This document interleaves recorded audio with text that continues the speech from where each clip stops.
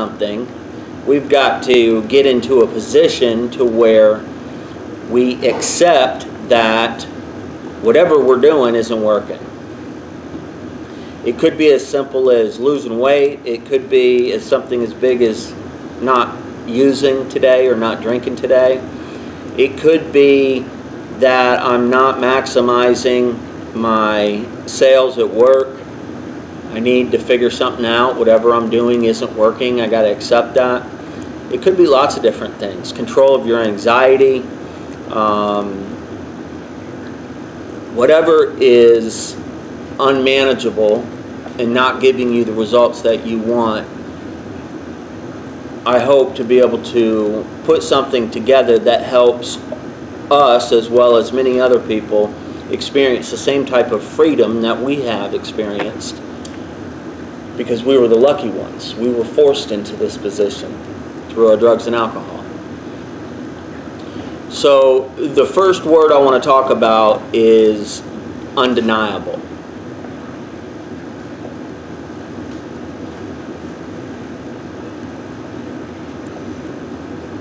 And I want to toss some things out. Y'all toss some things out about what that word means.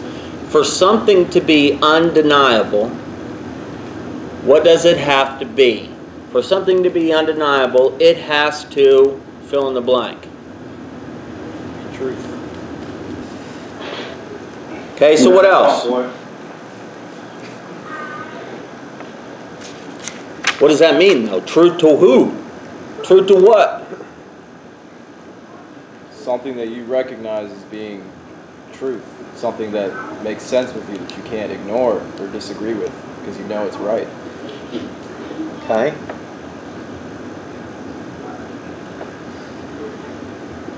Something that's been proven. What's that? I can't hear you. Something that's been proven. Proven by? Fact. Okay.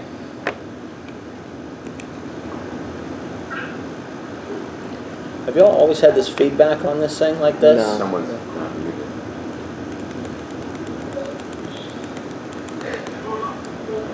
I don't know who it is. It's only like that when someone's not muted. Oh, okay. Anyone else? What does it mean? Undeniable. Fill in the blank.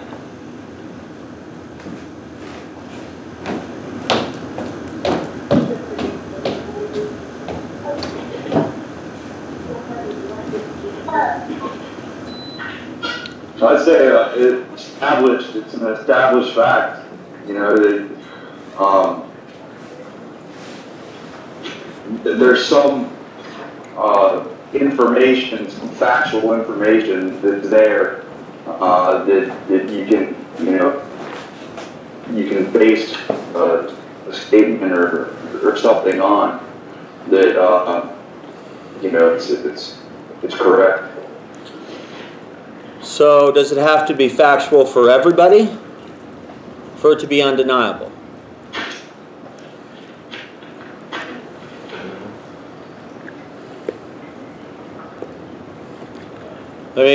I'll put this out there. Most of you have heard this part of it, but it'll help. You know, universal laws. Okay? Doesn't matter who you are, where you are, what race you are, what demographic financially you are. There are universal laws that ring true to everybody. One of them is it's better to give than receive. Many religions use this. Many organizations use this. There's books right now being written about it from lots of different people. And it's all about the purpose of that. It's better to give than receive is to find some sort of peace, happiness, joy within the heart. And so it's a universal law. It works for everybody. And when you do it, it produces a result without you having any control over it of happiness, of joy, of peace. When you're able to give, not just financially, but time, talents, anything. And so that's where many nonprofits have got a lot of their volunteers from, and we know in sobriety, getting outside of yourself is something that they might call it. There's a reason why they tell you that. To do something for someone else is because it is going to change your current position, right? And the idea is to change it for better, of course. That's why people do it. So a universal law would have to be undeniable. Because it doesn't matter who you are, where you're at, if you do it, it's going to ring true. Gravity is a universal law. In this universe, anyway. So, the idea behind the word undeniable is to stay away from anything that is tied to any kind of religious organization. It stays away from any book, AA, NA, CR, the Bible, the Torah. It has nothing to do with that. It's something that it doesn't have anything to do with any of those things, but it has everything to do with them. It's a word that is acceptable to everybody. Because if it's undeniable to me, it should be undeniable for you.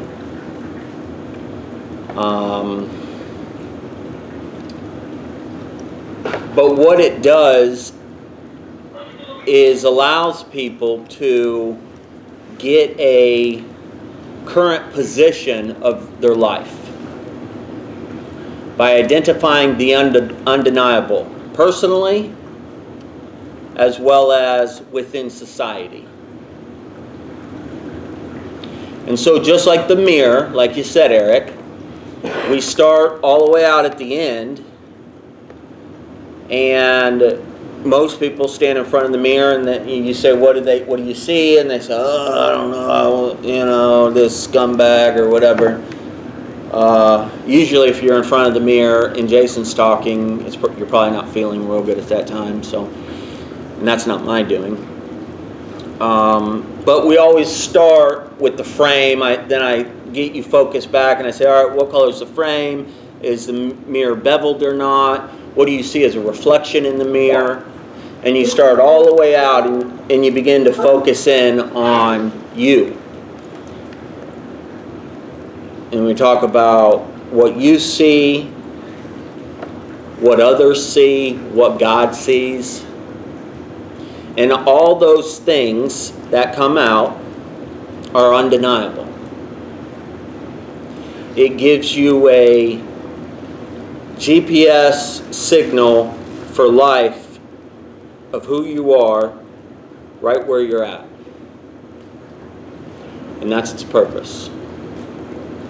And so the first step to restoration is being put in that first position.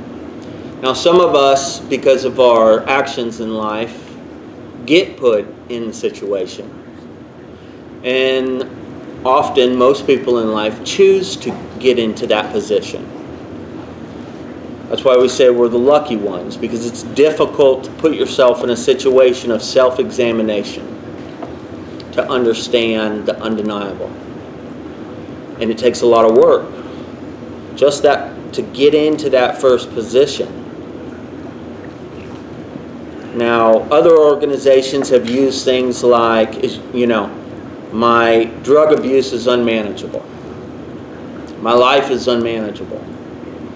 As kind of a first step. And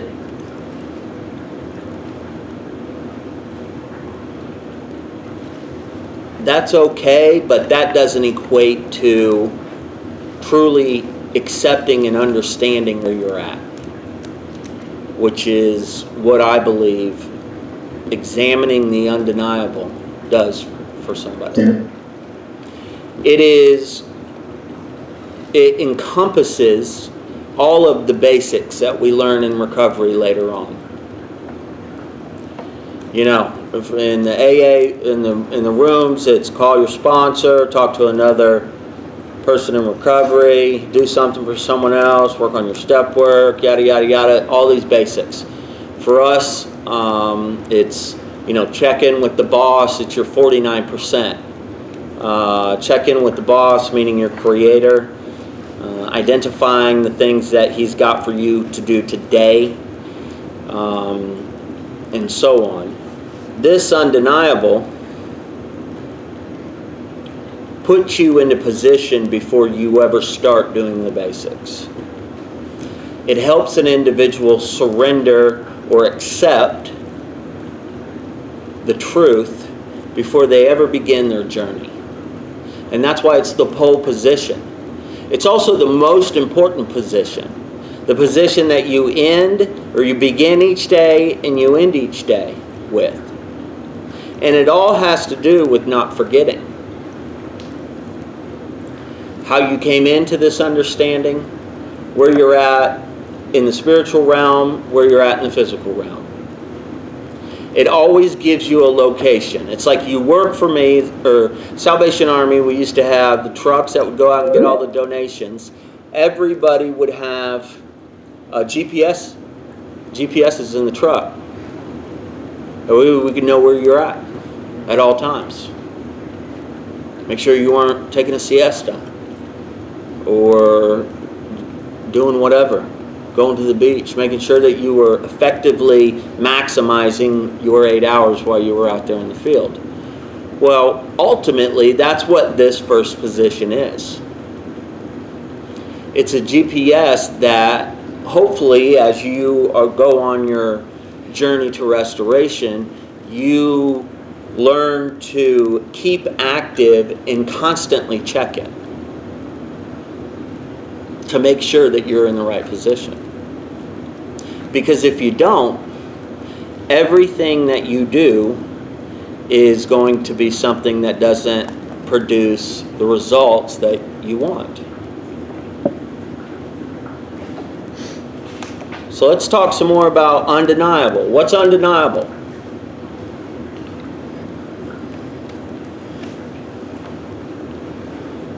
We're all addicted to a substance or addicted to alcohol at some point in our walk. You mean just us or everybody? I guess you'd say just us. Would it be fair to say that we all have addictive tendencies?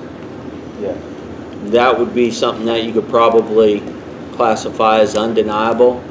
If someone was willing to share enough about their daily life, we could identify it pretty quickly. We know that has been proven through science and scripture, but still, in itself, is undeniable. So that's a good one. And there's probably addictive tendencies that help us in life, and there's some that hurt us in life. And so identifying them would do a person good in regards to overcoming or being successful or whatever it is that they're trying to do in their life, would it not? So it's a good one. Anyone else? Let's say character defects. Like how?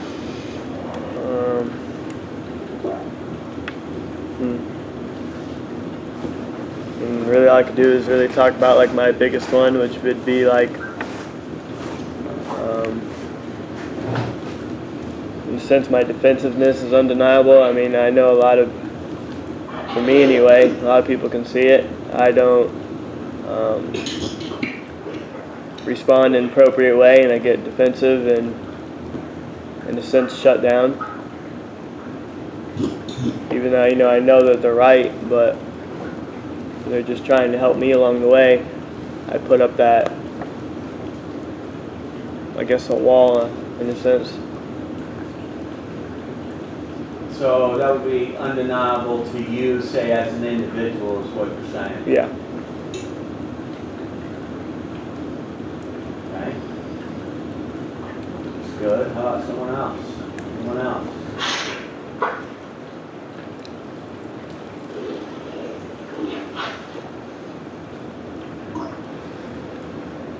You can't deny it? What? Can't deny what?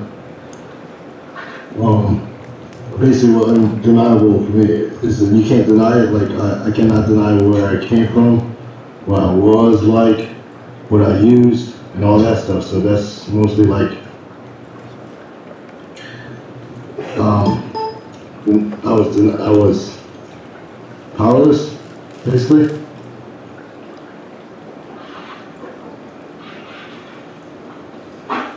Okay. So if I said if I was undeniable, that means I would be lying about it, right? I don't know. I mean, on a personal level, something might not be deniable or undeniable to one person or the other. The whole purpose is to come up with things that are. So here's something that's undeniable in your life, Charles, that you're married. That's pretty undeniable, right? Your wife, Yes. Your wife can testify to it. The state probably can, and Yes. you have a child that is the fruit of it. So that would pass things that are undeniable, that can help you identify where you're at currently today in life. True? True. So is God undeniable? For me, yeah.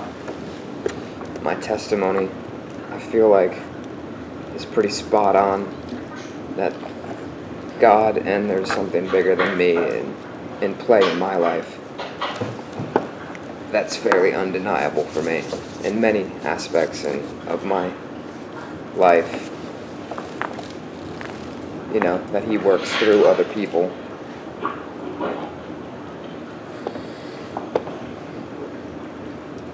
Do you have to understand Him or it or whatever No. for it to be true? Nope. Because I had no idea about it before I got here, and I'm just starting to learn about it now. So it rang true from the moment that how I got here happened before I understood what it was. I knew what it was, but I didn't know anything about it. I'll put it like that. I knew that it rang true, but I had no idea what it really was. Had some kind of like vague image in my head, but no understanding of what it is. I'll say that. No understanding of what it was, but I knew that it was undeniable. For me, what's undeniable is that I was all jacked up before I came into my house. And I know that, if I'm not striving to walk in the commands, the principles of God, and I start making decisions based on what I want to do, that my life's going to turn into a train wreck. And so for me, just what God's blessed me with and brought me from, it's undeniable that God exists, and also undeniable that if I do not stay on track, stay in the right position, so to speak, then I'm undeniably going to end up dead or in jails, institutions, or death. So it's kind of what I get out of it. Thanks for the sharing. Thanks for sharing.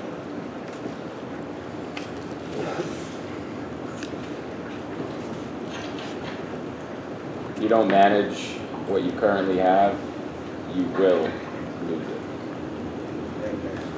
Yeah, you don't put oil in a car, And put air in the tires, you take advantage or take responsibility and do the basics to it, it's going to go away, right? I mean, that's completely A plant, undeniable. same thing. A dog, same thing. A job, same thing. Those are all pretty undeniable. I would say even the spiritual realm, you have to manage that portion well, correctly, whatever word you want to use. So what we're talking about is the basics. What we're talking about is getting into a position that's going to allow us to see things for what they are, accept them, and then begin to move forward with a plan of restoration. Rather than just accepting one area of our life, I've often found that it's much easier to accept everything at the beginning. That way we know exactly where we came from. Because the human body was created in such a way that it forgets pain.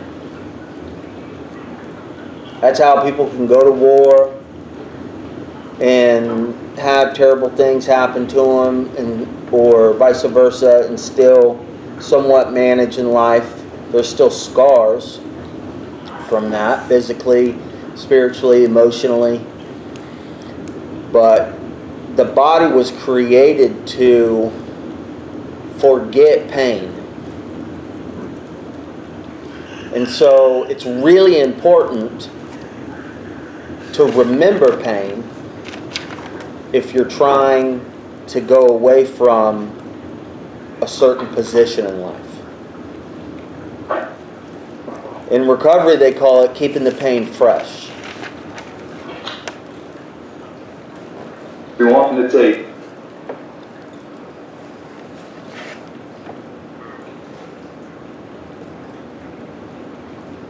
So, what happens oftentimes, Eric, you haven't had a chance to see it yet, but because of Raphael's suggestion, and then Jacob's creativity, where he did it himself, we now have a pink cloud in the office. Oh boy.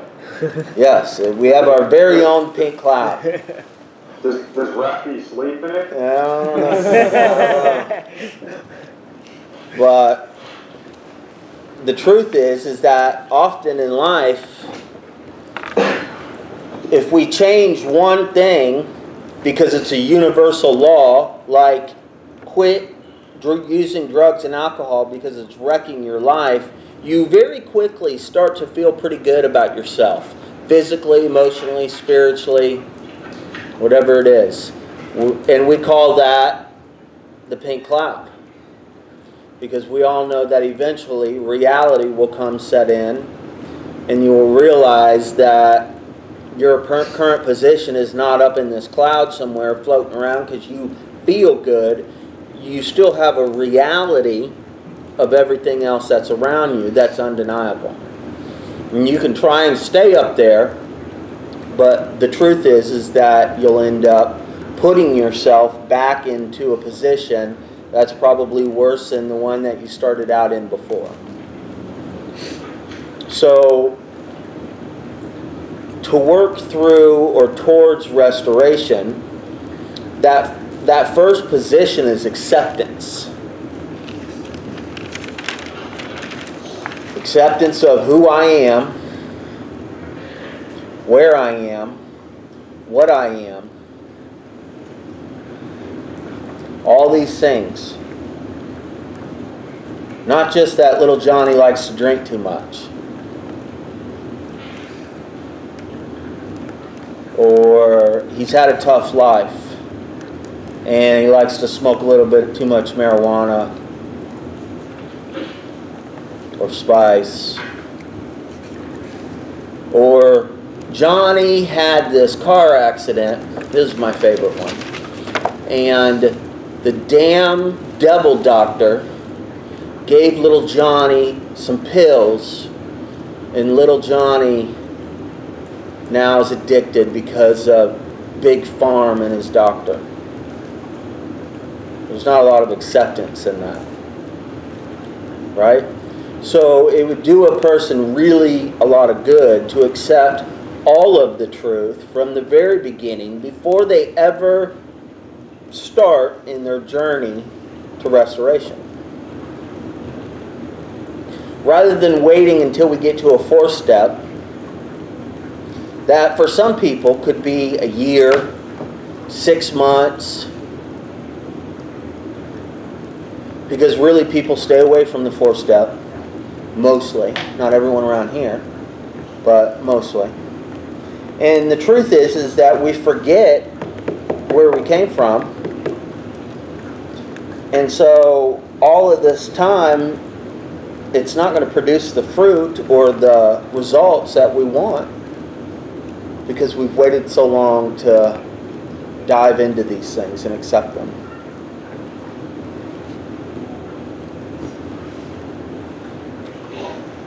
So how do you know something's the truth?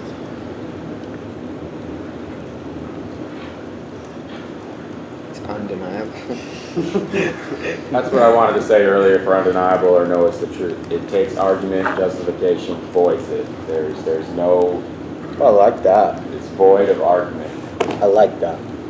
It's good. And, which is, I don't know if forced is the right word, but forced acceptance. So the mirror does a good job, you know, like let's say I get in front of the mirror with a 3-piece suit on. Paid $3,000 for it. Got some high dollar Italian loafers. And I look good. But as soon as I start taking that off, things start to change. By the time I get to this ice cream chest right here, I come to realize that things aren't as good as I have been presenting them as. And so I come to a place that I have to accept it if I want to move away from it. And so that's kind of what I would correlate with God when He talks about removing the scales from our eyes. Sometimes that is done over time, and sometimes it's done because we force ourselves into a position to allow it to happen. It doesn't happen sitting at the back of a room. We have a teacher. It doesn't happen sitting in a pulpit or sitting in a pew when the pastor's preaching. It can, but it's not always going to happen. It's something that we have to initiate if we want to get the most out of it. I like that though. It's like the suit code is justification. The vest, justification. Well, even when you start with the mirror, there is no argument on what color the frame is. Right, it is what it is. There is no argument. So we start to point out the obvious. So oftentimes the undeniable is obvious to others, but not to ourselves. That's why we need other people to help us see the obvious, which is why authentic community is so important. You can't just consume information and have your life changed. It doesn't work that way. There's components to restoration, and authentic community is definitely one of them. Or at least an authentic person. I don't know that I had an authentic community right away, but I had one real authentic person. The more you have, the better.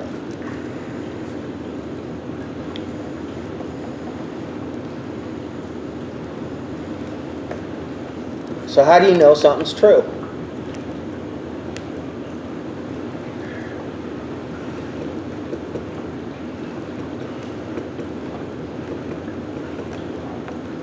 I mean, I've met a lot of good liars. You used to be some of them.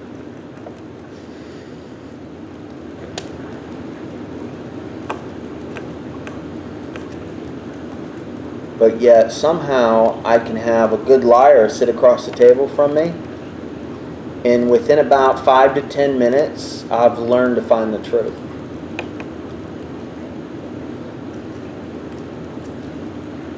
So how do you know something's the truth?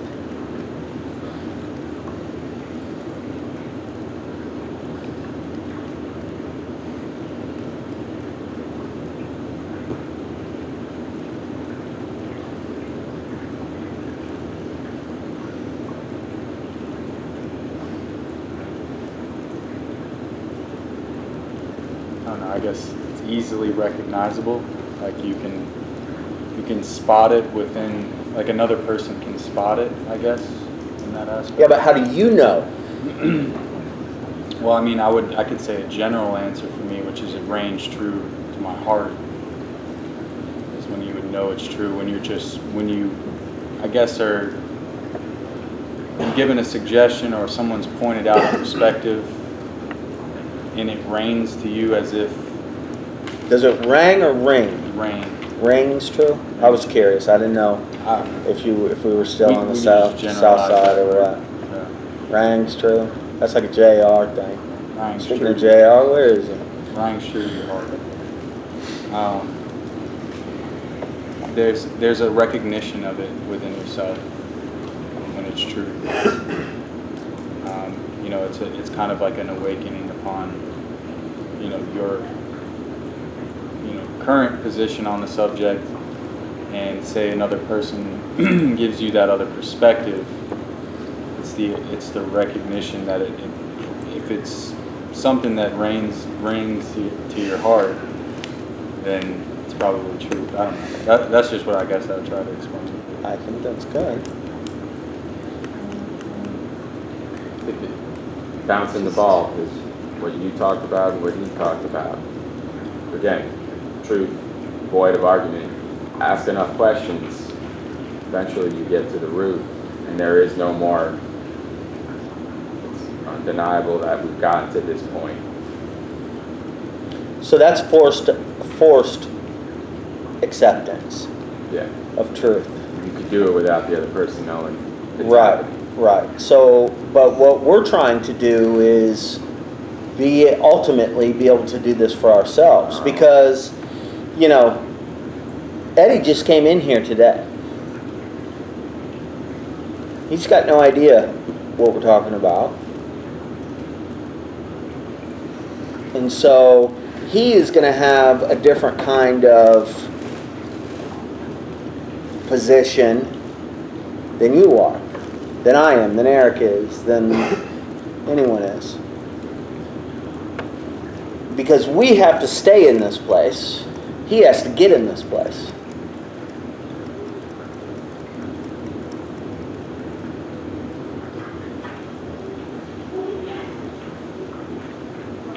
The truth is that first position. Just like step one, you have to admit you're powerless. As soon as you do that, all the power is back in your own hands.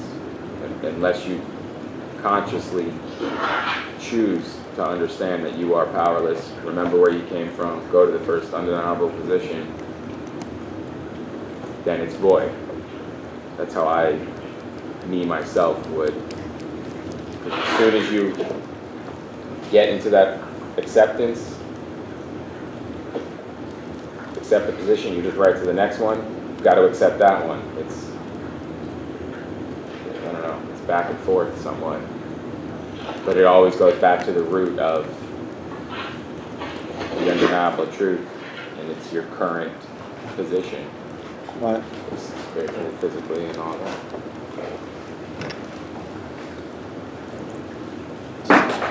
The triangle there. I'd say that's a good question, because, I mean, how would you know? Like, you know, what is truth unless you were raised a certain way morally, or, you know, you were taught educationally wise, you know, on certain things throughout your life. What is that true, you know, to each person, each individual? And the only thing that I could think of that allows you to get into truth is accountability, and allows someone else to pour into you upon a different perspective on which you thought it was your whole life. So let's go back to the universal law of it's better to give than receive. Okay? Let's say you're born in Nowheresville, JR's town, in the swamp somewhere. You never talk to anyone except for your mama and your papa your whole life. No TV, no cable, no internet, no nothing. And they just let you be. So you're a blank slate.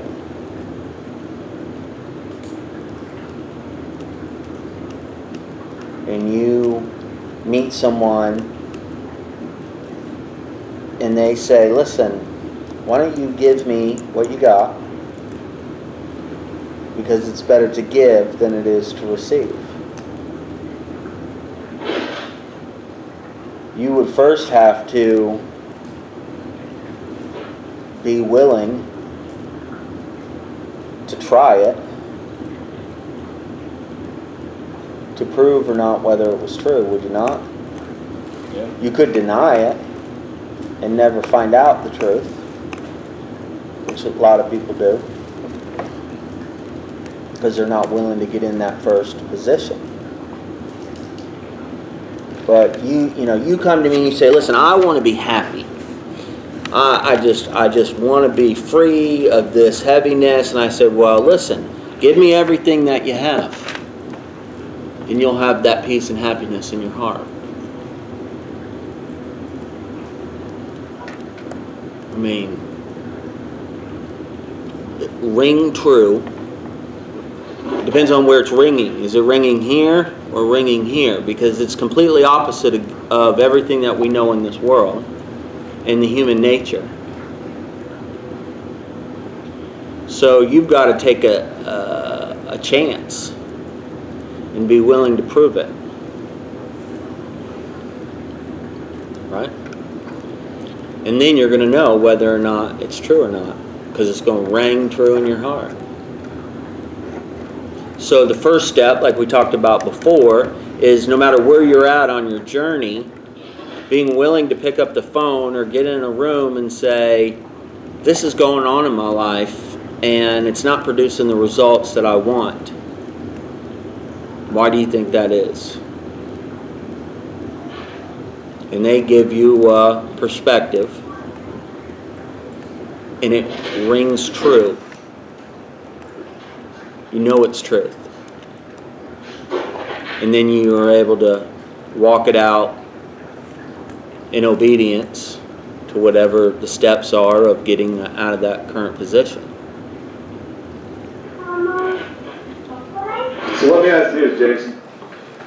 Where is surrender? Do you surrender before this, or do you realize, you see yourself for who you are, and then you surrender? Right, so we go back to acceptance. Before you can accept something, you have to know what it is. Correct? And so the most important thing to know is who you are in your current position. Mm-hmm. You have to gather those facts using all the tools that you have. When you identify these things, because they're undeniable, you accept them. That is the surrender. Because to move beyond that without fully, completely accepting the truth for what it is today, it would be, I'm not going to say it would be a waste of time, because we know that there's plenty of people that have stayed sober by going to meetings every day and calling their sponsor and doing those things. So we know that there are avenues to do different things in life that will produce a result, but is it the result that you're looking for? Is it freedom? Or is it just sobriety? And you know what Mike Jeffrey says, Dr. Jeffrey says, if you're free, then you're free indeed.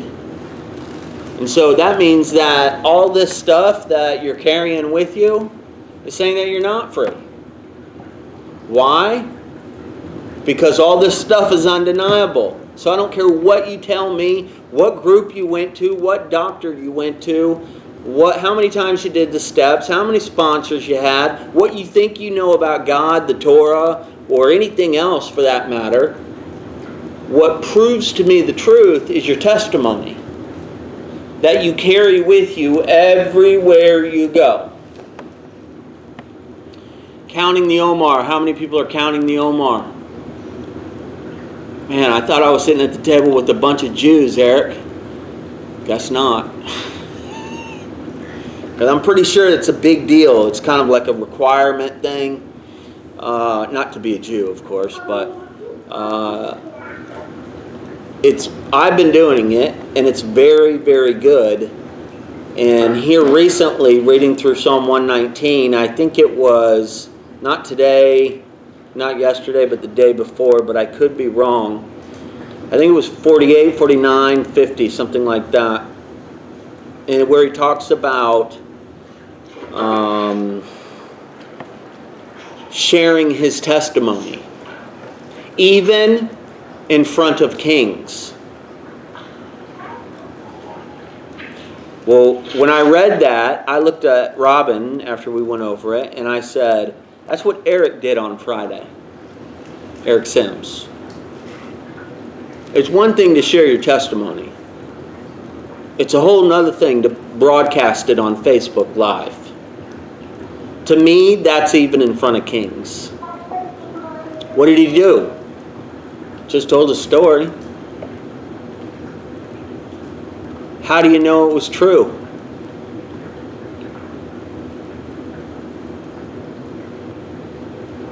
It's made an impact on us. Well, no, not. It's because you carry your testimony everywhere you go. So you can see if it's true or not based on what has happened over a period of time. So the results of the testimony.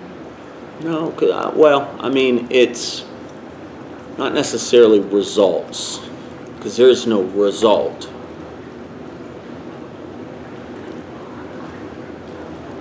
It's the way in which you walk, if you're still walking the same way over and over again, you're still the same. Well, you see, Daddy has a car. We know where he works. We can pick out a couple of small factual things that tell us that what he's saying is true. And he didn't get it on his own. It was the way that he walked to get there. Right, the fruit of his position, right? Right, I'm trying to stay away from the fruit because that's a spiritual, religious word that gets... People don't understand it for some reason. We understand it. It's obvious. You know, Joe W. says, I'm the fruitiest of them all.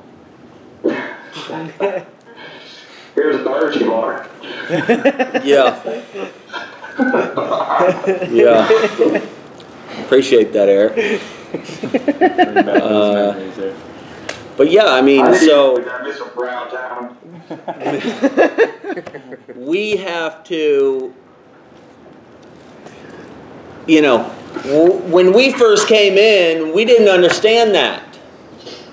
No. We understand it because we've been in the position for a while. That's what understanding is. Right. Right, it's testimony. Through it. Testimony. Yes.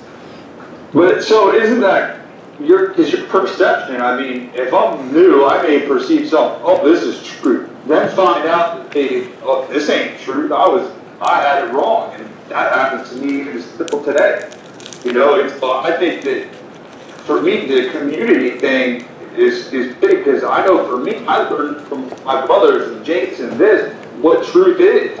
Based on, you know, I don't know the other word, not the fruit, but based on, you know, Jason, what he's accomplished, and what Jake's accomplished, and what Eric's accomplished, and Alex, and different things like this, you know, you can see, okay, their position got them this and did these things, and so you can deny it and say, oh, yeah, their walk's jacked up or whatever, but the reality is, you know, their lifestyle is good, and they're being blessed because of that position.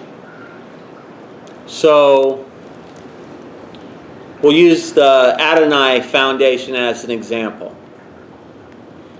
I mean, I have enough haters as it is, just me, myself. But in the Adonai house, in the Adonai Foundation, when it started, there was plenty of naysayers, right? Plenty of haters, if you will. Haterade, they've been drinking the haterade. But today, there's a testimony. It's undeniable. And so even the haters, when they hate, they know it's true. The testimony. The proof. But we had to start somewhere. We had to be willing. And then we had to be willing to go back and remember where we came from and stay there so that we could go further. See, we're not talking about absolute truth here. There's things that we learn along the way, educationally. But we're talking about getting into a place where we are saying that the results of my life in this area, this area, this area, or all the areas is not what I want or what I see other people experiencing. So for me to move forward, I don't just need to know what they're doing and start doing it. I need to know how I got to this very position and accept all of it as truth. And then begin to apply the things, the tools, the testimonies, using all the tools that God has given us, or that this world has given us, to begin to get out. And so our position changes along the journey of restoration, but it always begins and ends with this first position. And that's accepting the truth of who we are. Therefore, we know that we are not good judgments of ourselves, so we have to use every tool that has been given us to stay in that place, which is the importance of community, online, counseling, sponsors, brothers, because we know, using all the tools that we have, we still don't have someone else's perspective until we ask for it. And that goes against everything that this world is ingrained in us. Is to walk up to someone and say, you know, hey, do I have a booger here? Is this pimple really big? Does my butt look big in this dress?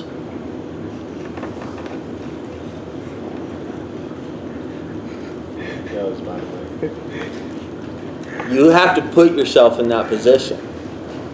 But you have to know where you started from so that you can go somewhere. You can't just magically get into something and it changes your life forever and picket fences and story tales at the end. Because if you know anything about anything, and I know nothing, the more I know, the less I know, is that it gets harder as you go, not easier.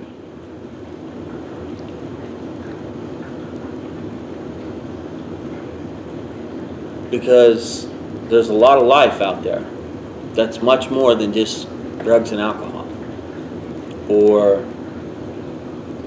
whatever said addiction is. But the more I accept today,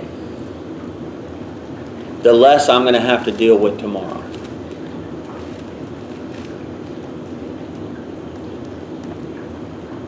I don't spend near as much time in a pink cloud.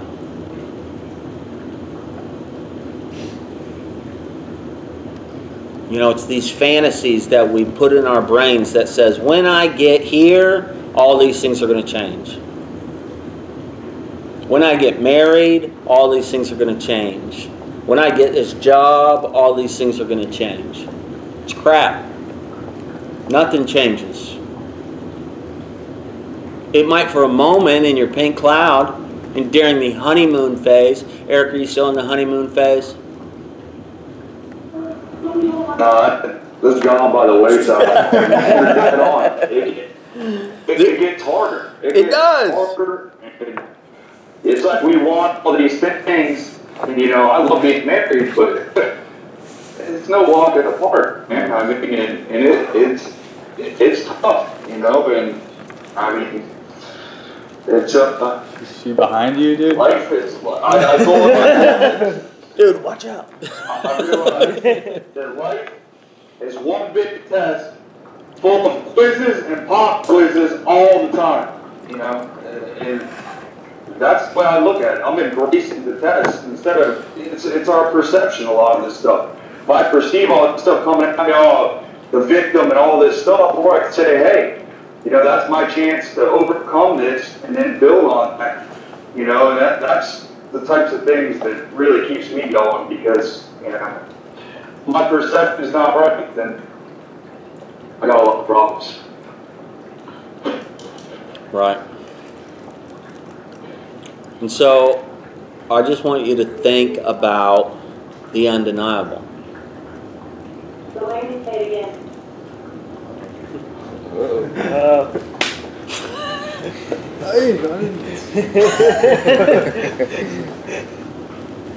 Think about the undeniable in your life.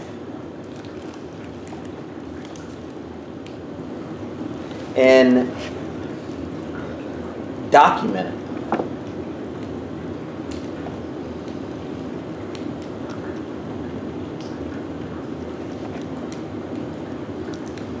And then test it.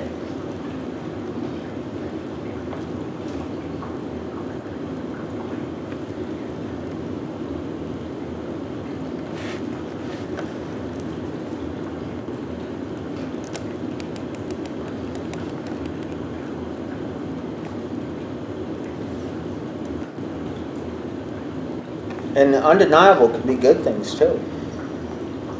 And it's important to know the good things that you have in life. Because as Jake pointed out earlier, they'll go away real quick if you don't nurture them. Like a marriage, or like a child, or relationships, or lots of stuff. It's just as important to understand the undeniable of every angle in your life. Maybe that should be the new thing. We get a 360 mirror, and you get up in there naked and have an hour and see what comes out with you. Don't be nasty. There's something better than a 360 mirror. It's, Okay. what color? Triangle. Something like that. It's kind of like the float tank thing that I did. Well, 5-6 years ago, someone would have told me to go do that. I'd have said, "You're crazy."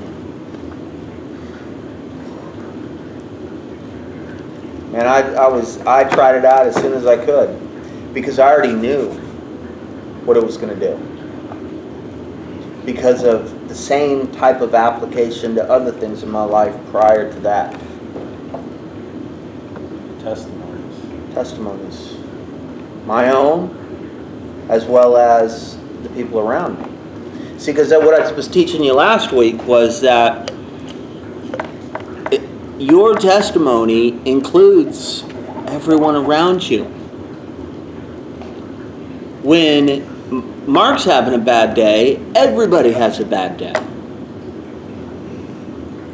Whether he talks about it or not. That's undeniable, is it not? We've uncovered that, haven't we? It's undeniable.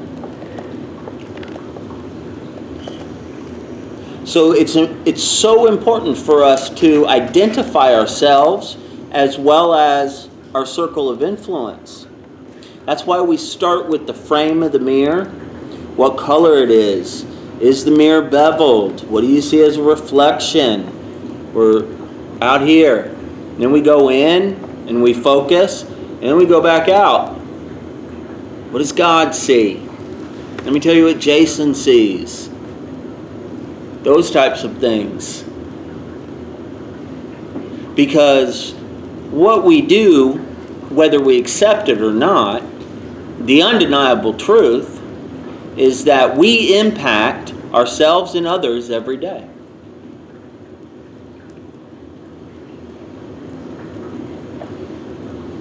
And the sooner we get into a position of accepting that, the sooner we can surrender.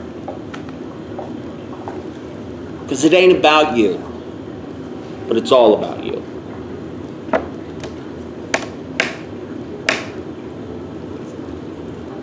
See, but the Christian church or different organizations, it's like this surrender.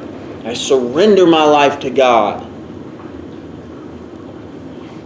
Well, that doesn't ring true to me. It certainly doesn't make sense. And it certainly doesn't have anyone that's doing it. And we can see fruit.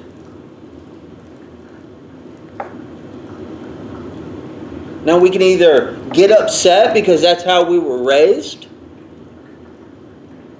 or we can accept it for the obvious based on the facts and then position ourselves to experience something different. Because we will never know if we walk around with our noses up in the air thinking that we know everything.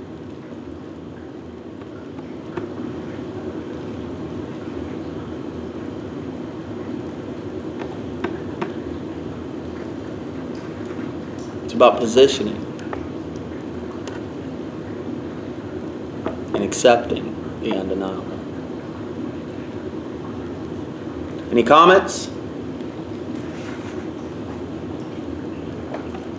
I like how you're talking about whether we want to accept it or not, we affect others. Regardless, doesn't matter where you go, what you're doing, every action has a reaction kind of mindset. I definitely need to come up with different words, frequencies, but it's speed of the leader, speed of the group, but you're only as strong as your weakest link. Weakest link is not the best terminology, but I always bring it back to drumline, snare drummers. Best guys in the middle, they put the two worst on the outside. So when judges watch, they don't watch the middle guy, they watch the end guy. So it doesn't matter if that guy is the craziest, best guy, the entire line, the whole is judged on the two weakest members of it. We've got to change the words on that, the verbiage on that, but it is speed of the leader, speed of the group, and if someone's having a bad day, everybody is affected by it. So wouldn't it be fair to say that that is a universal law? Yes. Is it undeniable? Yes. Okay. It applies to every person, in every situation, in every area of life. Because this is not just a party of one. Ever. Whether you're a wife with kids, or a husband with a family, or a man that owns a business, or a coach that has a team. It applies to everyone universally. And if you're not willing to identify the undeniable, you're never going to be everything that you want to be in that position.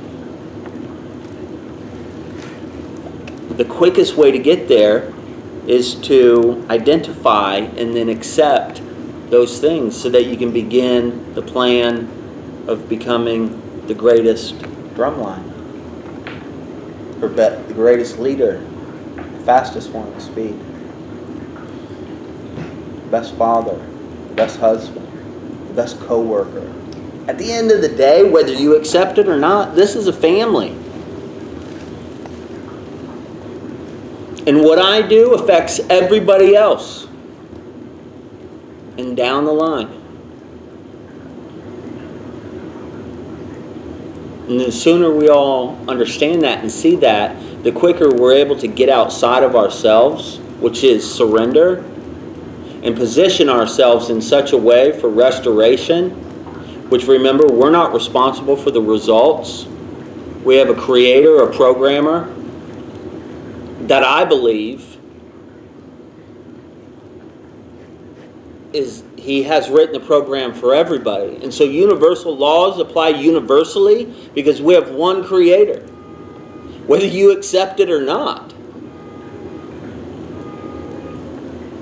He wrote the program. It's in your DNA. And when you position yourself right in the perfect place, it rings true in your heart because it was already there. It activates it, which releases happiness, peace, joy, serenity, all these things, fruits of the Spirit. It's not because I did 613 or memorized Psalm 119 or went to Sunday service every Sunday and every Sunday night 50, 60 years. It's not because of any of these things, that I said a magical prayer, that I got water splashed on me. It's not because of any of that. It was because I was willing to get in a position that showed that I was willing to accept, which was the action of love, which is surrender, and be changed from the inside out, because He's a great provider.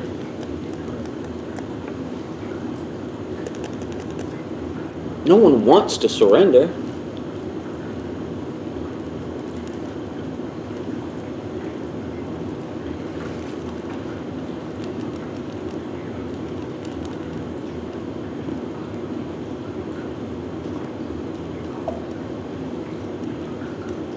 But we can want a better life.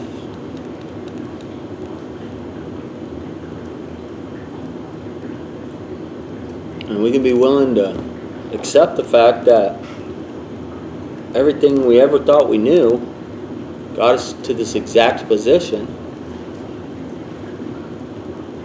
See, when Eric and I were writing all the website stuff and the plans and whatnot, one of the things I said, the first requirement, everything you ever thought you knew about life, manhood, adulthood, the Bible, recovery, all this stuff, you got to put it aside. But the realization for me today is that all of those things we need to understand, and you have to accept that they have positioned you right here in this moment. Now, is this the position that you want to stay in? Because that is undeniable. And if you're tired of staying in that position, then we have the ability to help you move in a different one.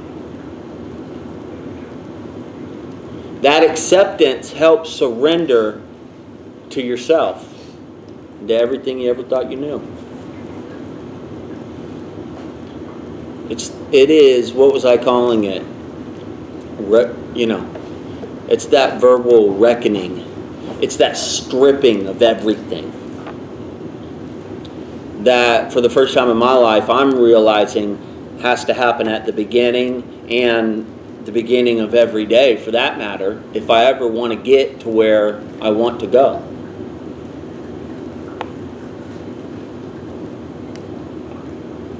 It's not just going, I surrender all, I surrender all, because that doesn't mean anything.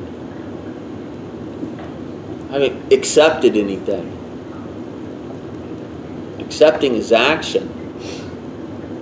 And action is saying, this is not where I want to be. So I'm willing to move in a different direction based on what has worked for other people. Well, how do I know it's worked? Because it's true. How is it true? Because of their testimonies. It's right there. All the way down the line to as far as you want to go, I believe you can take that same thinking, that same logic, and apply it to history and to Jesus Christ himself. You can find him all the way back based on his testimony. You just have to be willing to position yourself to go there.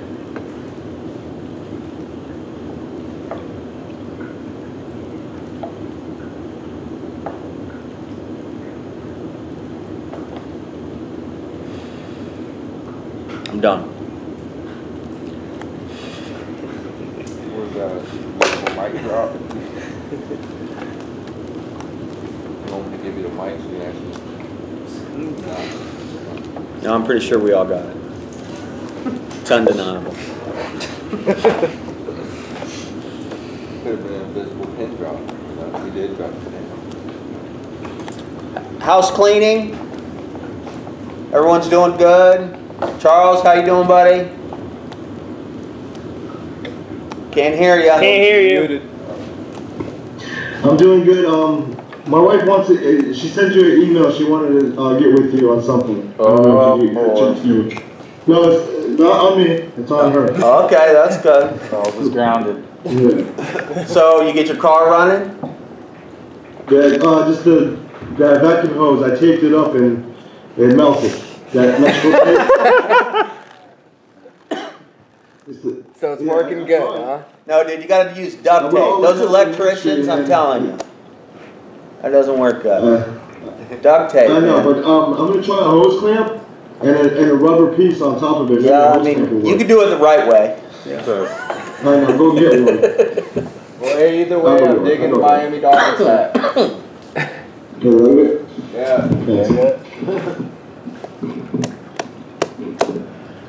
But yeah, that's just check the email. She wants to talk to you. Okay.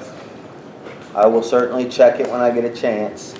Cameron, you've experienced a meeting at the Adonai house. I don't run the meetings usually. I'm usually in the background somewhere, trying to build an empire or something. I don't know. But this is it, man. This is our family. We get authentic. This is what we do. It takes a lot to get in here, and not a lot to have to leave. But most of the guys, I would say everybody, I mean, even Keith, this guy's been calling me every day begging to come here for a while now. But no one is forced to be here, not at this moment in time anyway. And we all do life together. And we are very authentic. And Charles, he was here for a little bit, and Eric was here for quite a while. But usually you see Dr. Jeffries or Eric Sims, whose testimony is on Facebook. If you check out the Facebook Adonai FDN. Or my IT guy should have the Facebook logo linked to the Facebook page from the website, so you can probably go there from there too.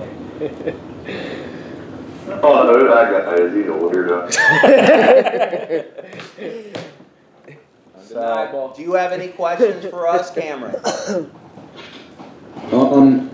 I mean, I think it's cool. what I've seen so far. Seems like you guys are a brotherhood, family. That's cool. It's more of like a residential treatment facility, or would you say more of like a next step, like sober living house? Yes. And no. Did you read the description of the Adonai house on the website? I did, and I mean it gave me a general picture of what you guys do. I guess my main question would be: you guys go out and work during the day? That's something that's allowed, right? Depending on how you come in your current situation. Everyone's different. And so, I can't just create a box and force everyone through it and have all the same results. We know that doesn't work. Right. And so we look at each situation specifically, individually, and try to adapt ourselves and then adapt the individual based on their needs. And if it's the right fit and it's of God, then it will work out. And if it's not, then it will show itself to us. And so there's a lot of detailed type of question, type of stuff that you probably get answers to at different websites or from different organizations that you will not get here until I have the full understanding of where you're at and what's going on. So I got the basics. Shoot me the paperwork and we'll talk on the phone or whatever and figure out the details, and we'll see if it's something that could happen. Based on my understanding of your current situation as of this point, I would say yeah, for sure. Only working with guys that are right off the train is exhausting. It's nice to have people come in from somewhere that think they know something, so I can teach them everything different. No, but you got a good foundation already. And you're sober today. And you're in a safe place. Yep. So you got a good foundation. So, but Adonai House is all in or not in type of situation. We're one big family. This is not a hotel where a bunch of random people live and then they come back together. It doesn't work for us that way. There's nothing authentic about that. We've tried it. It doesn't work. So it's not Pastor's Malibu, that's for sure. Yeah. What is that? It's starting to look like Pastor's Malibu out back now. What do you mean? Gustav's got the cure, bro. Yeah, well, we have our own pink cloud. Oh, Rico hasn't seen that back. We have Mr. Fans. Yeah, Eric hasn't been here in a long time. Oh man, we got to shoot him some pictures or something. I saw you guys did a nice job on that, back patio back there, man. Looks good. Only problem is, man, you got killed on Richard Thompson. Yeah, we did. We were watching. We spent 9 hours, a few of us, on Sunday fixing the boat, or attempting to fix the boat on Sunday. What, the neighbors across the way? Yeah. And then yesterday I got it fixed within about 30 minutes. And we went out cruising and had some memories of tubing and kneeboarding. And Robin got out some old videos of Richie doing that stuff. So we'll probably be doing a little bit of that this weekend, actually. Dude, man, I don't fucking that water there. We're going to be drinking a lot of structured water. We'll definitely need some structure after riding that UFO. There's no doubt about it. But love y'all. Appreciate y'all participating with us. And if there's anything that comes to you, please document it and send it to me. And as far as I know, Dr. Jeffries will be here on Thursday. So, and Mark Yenny testimony Friday. That's where David came from, in case you were wondering. The Yenster. Gotta talk to this Mark character. What's up, dude? Hey, where's good old Bennett, man? I don't know. Butt chipping away. Where is he? Atlanta. Bennett? Oh, Bennett. He's in Atlanta. Lawyer. ATL showed That's where our boy Cameron is, right? Oh, really? A-Town. Oh. This is what you know about the dirtiest town. Dirty dirt. Yeah. So. Anything else? Closing statements?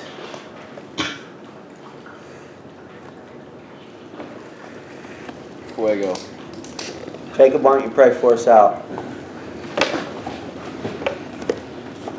Father God, we just thank you for this time. Lord, I ask that what revelation was given to each one of us sinks into us, into our hearts, rings through as truth, Lord. I ask that each person here will walk forward and apply what you've given us tonight. Allow each one of us to position ourselves to hear you, to push us into our next season of our lives, Lord. We thank you for this house. We thank you for the time that we have in this house, Lord, to come together and receive the revelation that comes from you, Father God. We thank you for that. We thank you for Jason and Robin and their obedience, so we can actually sit around this table in this current moment. We just pray for blessings for their families. We pray for all the families attached to this room as well as online. We pray for the sick and suffering who are still out there, that they can find their way into restoration, Lord. We thank you. We love you. We pray this all in Christ's name. Amen. Amen. Hey, love you guys. Thanks, Jason. Deuces. See ya. Love you guys. Love you, bro. See ya. Later. I'll talk to you soon, Cameron. You too, man. Have a good one. Hey, Charles. Yeah.